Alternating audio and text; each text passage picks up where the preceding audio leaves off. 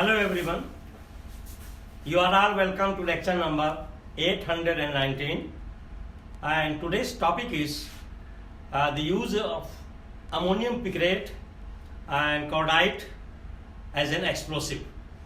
So ammonium picrate is the salt of picric acid. So first we should know how picric acid is manufactured and is obtained. And in previous lecture I have already discussed. But here let me mention the history of picric acid. The word picric is from Greek. Picrus means it is extremely bitter in taste, and it was manufactured by French in 1717, and that was by the nitration of indigo dye. And once the indigo dye was nitrated, it was having shining very good yellow color, and that shining color was used to dye the silk, very expensive clothes. So for that purpose up to 1849 this picric acid was used. But from 1886 the British and American chemist, they started using it as a source of explosive, and they converted it into ammonium salt, a picric acid that is called ammonium picrate or explosive D. And this explosive D or ammonium picrate is a very stable explosive, and it is used in armor shell nowadays, and it has actually replaced the picric acid. And cordite is also another explosive. That explosive cordite is actually the substitute of gun powder, means black gunpowder with smoke. So with cordite means it is the mixture of some nitroglycerin and also trinitrocellulose. So nitrocellulose, gun cotton and trinitrocellulose, they are mixed together. So it became the smokeless powder. So that is called cordite, and it has replaced the smoky gunpowder. So here the use of ammonium picrate and cordite as an explosive. The ammonium picrate, or that is also called explosive D, or it is also called dunite, has a molecular formula C6H6N4O7, and this is your ammonium picrate. This is your picric acid, and here this hydroxy group is changed into salt. So this is your ammonium positive with oxygen. So it is in the form of salt, and this salt is called ammonium picrate or explosive D. Number one, dunite, also known as explosive D or ammonium picrate, is an explosive developed in the year 1906 in USA. So actually this explosive, that is a salt, picric acid salt, was developed in America. It was in 1906 by US Army, and it is yellow crystalline solid. It produces toxic oxides of nitrogen on complete decomposition, and it can be easily ignited and burns vigorously. It may explode under prolonged explosive to fire or heat.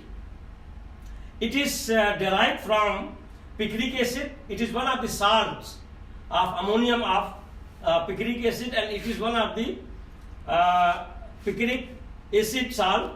It is widely used in modern armor piercing shells because it is insensitive enough to withstand the severe shock.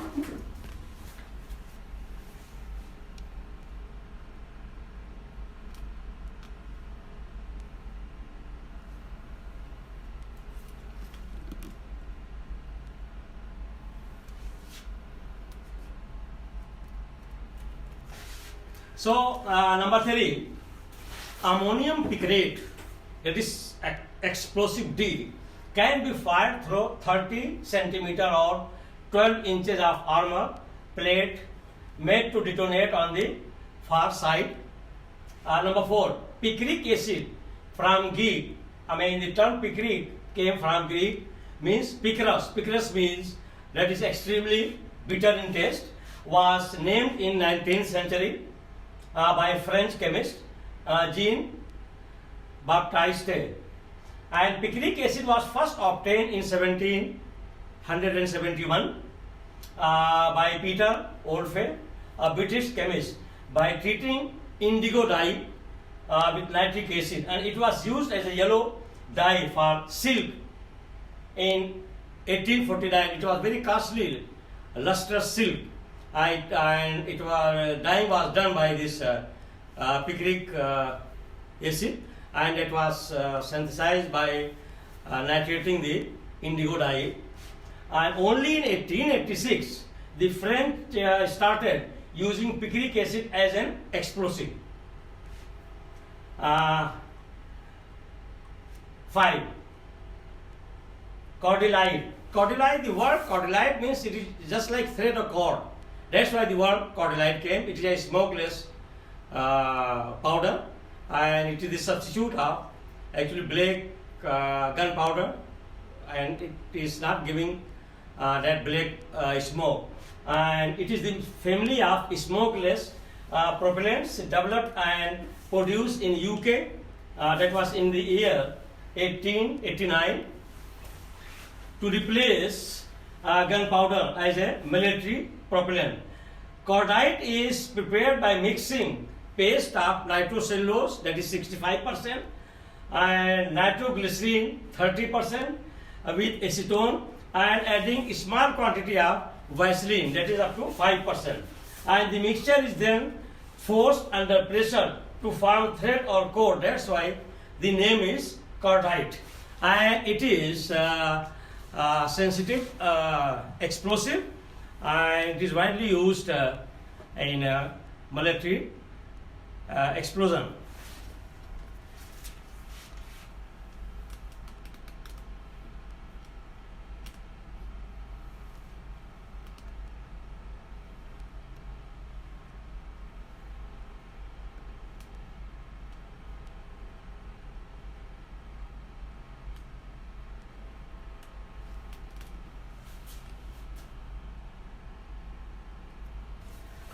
So with this I will stop. Thank you very much for